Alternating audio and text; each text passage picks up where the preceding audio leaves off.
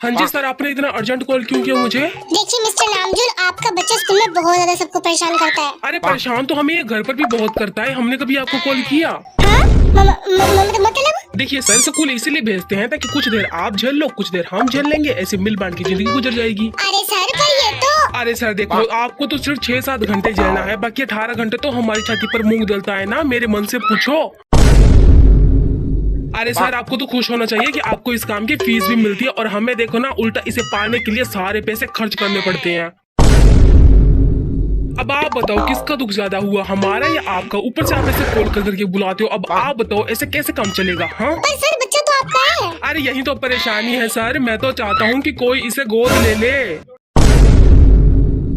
Sir आप तो समझदार और भले इंसान लग रहे हो, आप ही इसे गोद ले लो। अरे भाई साहब, कैसी बातें कर रहे हो आप? क्यों, क्योंकि बेटा गोद जाओगे? अरे भाई साहब, मैं तो अभी कुंवारा हूँ।